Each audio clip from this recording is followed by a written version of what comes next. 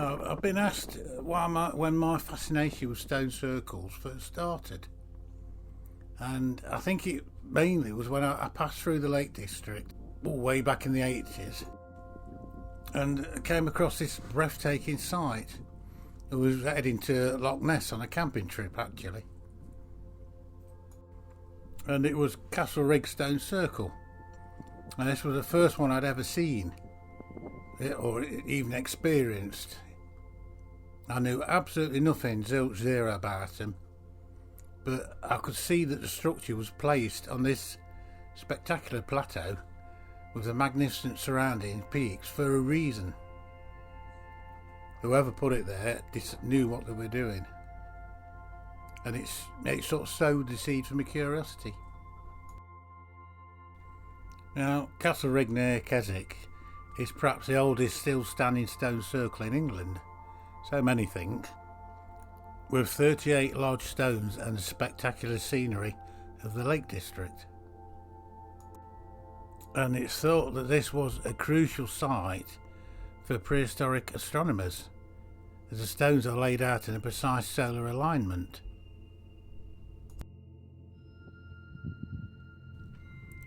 And I think Arborough in Derbyshire was probably the second, the Stonehenge of the North. And it's one I tend to visit once or twice a year if I can, including the occasional solstice depending on the weather.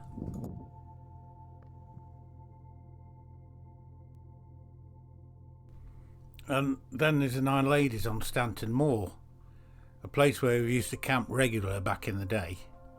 And there are more than 70 barrows on the moor, and it has 4 Bronze Age stone circles or round cairns, which the best known is obviously the Nine Ladies. And probably my most visited is Dole Tor. That's in Derbyshire, not far from Stanton Moor. And it's been described as a fairy circle in Derbyshire, in a Derbyshire woodland. And it's one of my favourite places, but struggled to visit it since lockdowns, as many places have been barbed wired or restricted. Something were going on.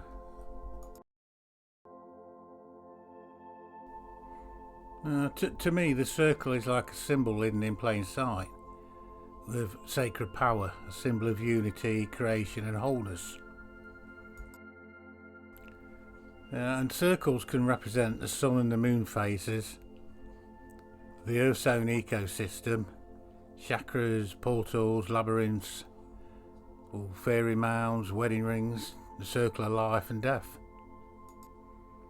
And it seems like in Wicca and witchcraft, circles can be the underlying basis or principle of a practice.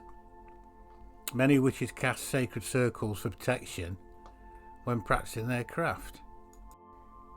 And I suppose you could say that the magical intention is to bring lessons and experiences to fruition, to full circle, and to mirror the cycles within nature.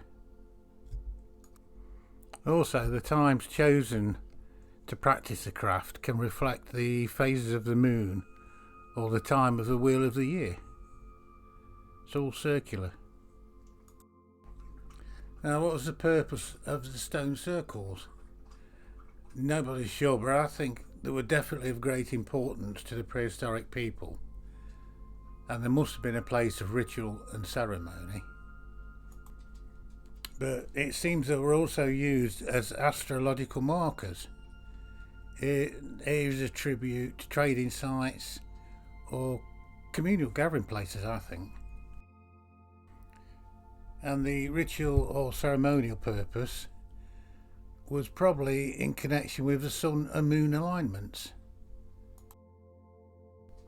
And they're occasionally used for funerary sites, possibly by later generations who did not understand them in the same way, like we don't, I suppose, as in the Anglo-Saxons and Danes used the round barrows as funerary sites.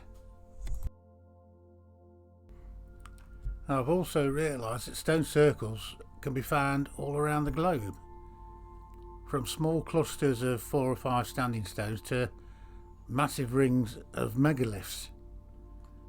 But wherever they are in the world, the stone circles are known to many as sacred spaces. And according to evidence, it indicates that the purpose of stone circles was more than likely connected to agricultural events, such as the planting of crops, harvesting, and the summer and winter solstices. But nobody knows for sure why these structures were built. I mean, many of them are aligned with the sun and the moon and form complex prehistoric calendars. Now, although people often think of the ancient people as being primitive and uncivilized, they were not. Now, to me, it seems obvious that some substantial knowledge of astronomy, engineering, and geometry was needed to complete these early observatories. So I think these ancient people need more credit than they get. And many experts believe that stone circles have several different needs. Not just the observatories, but the places of ceremony and worship, as we've said, healing in some cases, and local gathering places or even trading places. Now, these are some of my favourite stone circles from around the globe.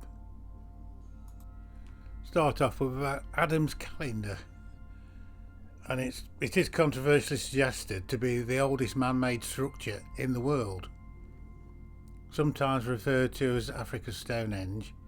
It predates both Stonehenge and the Great Pyramids of Giza by tens of thousands of years, I reckon. And it's located in, Mpumalanga in South Africa, and it's a standing stone about 30 metres in diameter, and has been estimated, like I say, to be some more than 75,000 years old, and some say 300,000 years old. And there's various astronomical alignments have been identified at this site, and it's aptly named Adam's calendar because the stone are placed to track the movement of the sun, which casts shadows on the rock, and apparently it still works perfectly as a calendar today. And by following the shadow of the setting sun, which is cast by the taller monolith onto the flat stone beside it. Also scattered throughout the mountains of South Africa are thousands of stone circle ruins, and in 1974 they're estimated to be 20,000. Now, since then, Michael Tellinger has estimated the number of ancient stone ruins to be 100,000 or more. Now, some so-called experts think they are the remains of livestock enclosures left behind by the Bantu people when they migrated from the north around 14th century. But today this theory seems far from certain, as the structures are unlike any other known Bantu cattle corral, which are usually made of thorny shrubs with a single entrance or exit for the cattle. There are also several thousand of them spread over tens of thousands of miles. Now, another out there theory is that they're possibly used for mining gold, somehow sucking out the nanoparticles of gold onto the top layer of the surface, and then scraping the top layer off, enabling it to process the gold. But allegedly nanoparticles of gold still remain there. Now, this next site, which was discovered around the mid-90s, I think, really stirred the archaeological world up. Gbekli Tepe, and it's located along the Tigris-Euphrates river system in Turkey, and in the northern part of the Fertile Crescent, a region which saw the emergence of the most ancient farming communities in the world. Now, it's a monumental enclosure of stone circles on top of a hill, and they were erected by a group of hunter-gatherers, apparently, in the pre-pottery Neolithic period between 11,600 and 10,200 years ago. Not only had it been in use for nearly 1,000 years, it was actually buried by them when they'd done with it, which is why they found the evidence with the carbon dating. Now, some of the pillars are abstract depictions of human form. And they also feature like low relief of items of clothing like belts and loincloths and the bags. They seem to carry handbags for some reason, as well as reliefs of wild animals. Yeah, it's very hard to fathom why a group of hunter-gatherers could suddenly develop the skills to do this type of amazing or advanced work just after the Ice Age.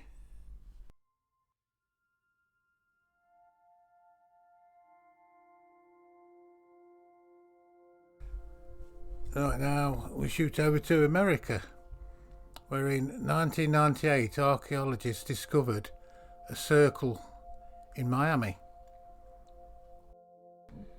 Now this one's unusual. The Miami River Circle, instead of being formed from standing stones, was formed by 24 holes of like basins cut into the limestone bedrock near the mouth of the Miami River.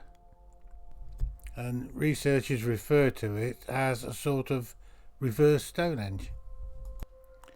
And because it's so fragile, the artefact's been buried again beneath layers of limestone rather than put it on display, which is quite impressive for America. Now, the next one's a new one I found, and it's the Kara-Hunge site in Armenia, and it occupies an area of about 7 hectares. And the name Kara-Hunge is interpreted as deriving from 2 Armenian words meaning speaking stones.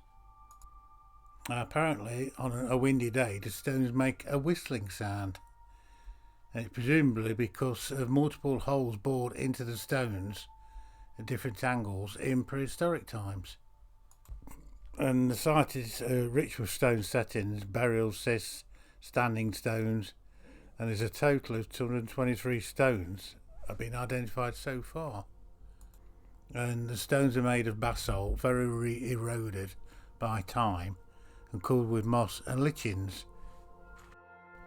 And the heights of the stones above ground vary from half a metre up to 3 metres and weigh up to 10 tonnes. Now, Kara-Hunge was once considered the world's oldest astronomical observatory. That's debated now.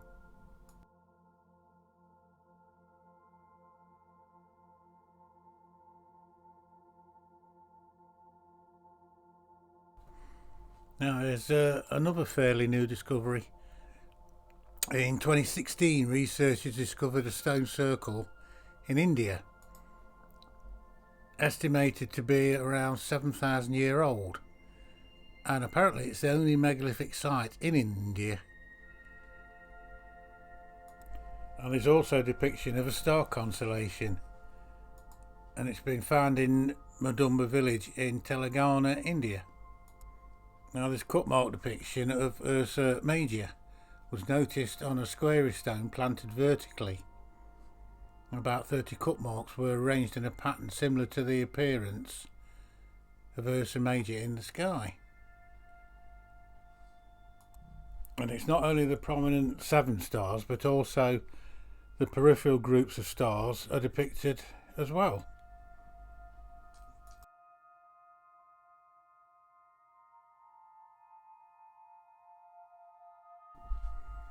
Now, I've got to give this one a mention, the vast and rich Henge of Avebury. And it's a complex of Neolithic and Bronze Age ceremonial sites. It contains 3 stone circles, one of which is the largest in Europe. And its main outer megalithic circle measures more than, I think, 1,000 feet. And not a million miles away from Avebury, a circle of vast prehistoric shafts have been discovered just under 2 miles from Stonehenge. The 20 shafts, more than 33 feet in diameter and 16 feet deep, seem to have been designed to create a circle around Durrington Walls, Henge and Woodhenge.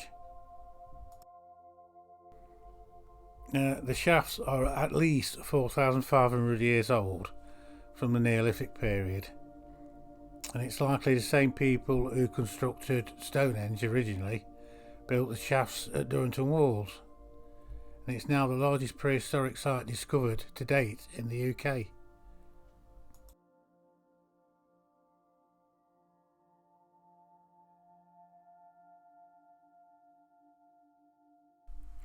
Now we've got another extremely unusual one. It's called Henge, and it's a huge tree stump that was buried upside down with its roots uppermost, and surrounding the tree were stumps. There were 55 timber posts which had been from smaller oaks in the surrounding area. Now, 4,000 years ago, on the beach where it was discovered, it would have been salt marsh, not a sandy beach. And the exact purpose of the timber circle has never been quite determined. One theory is that the upturned tree stump was put there so dead bodies could be laid on top of the roots, and birds and animals could then peck away at the flesh and the bones to clean them. Not sure about that one, but it was a practice back in the day. And like I say, if you look it up in Norfolk, go and visit Lynn Museum at King's Lynn. The trees there, I've got to go and see that.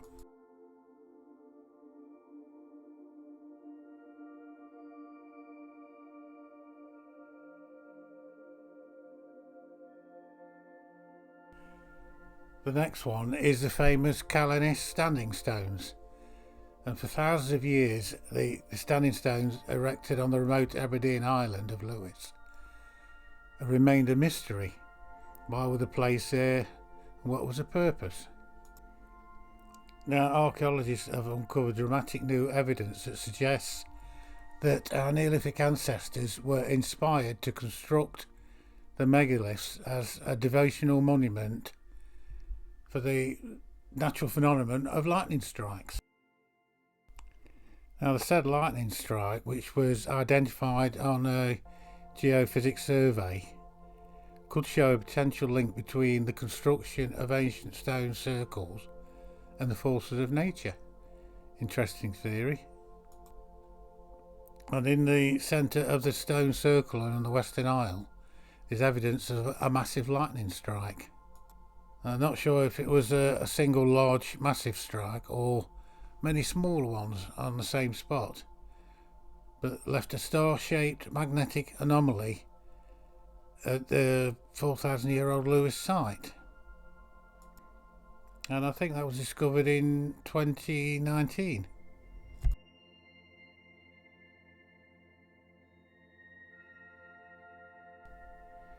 This one is a 7,000-year-old megalithic monument in Spain, and is very intriguing because it's only recently reappeared. It's been submerged for decades beneath a reservoir, and around 100 ancient stones thought to have been used as a ceremonial tomb are arranged in an oval shape. It was excavated in the 1920s before it was flooded as a dam. The dolmen was revealed in the summer of 2019 after a period of drought. Now, very little is known about the origins of this next one. It's a large group of stone circles that are scattered around Senegal and Gambia. So we'll call it Seno-Gambia. And it contains 4 large groups of stone circles. And it includes 11 ancient stone circles of the Wasu, which are found around the central river region of the Gambia.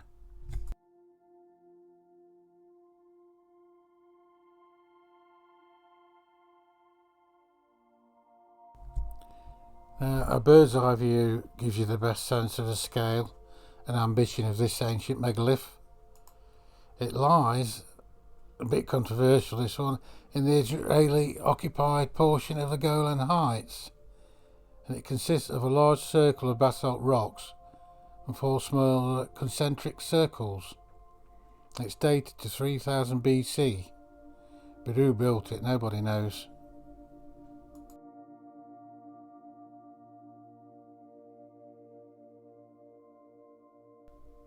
That's a nice one, the Tabata Stone Circle in Tokyo.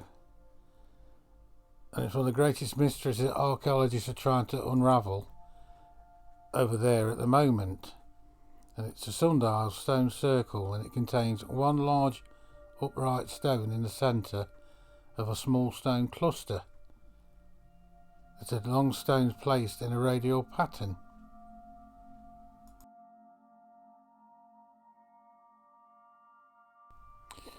Right, the last one is probably the weirdest. It's a mystery stone circle made from mammoth bones found in Russia. Now, the eerie bone circle made from the remains of dozens of mammoths has helped shed light on how ancient communities survived in Europe's Ice Age. And around 70 of these structures are known to exist in Ukraine and West Russian plains. The bones at one site are more than 20,000 years old, new research suggests, making it the oldest such circular structure built by humans discovered anywhere. Apart from Adam's calendar, possibly.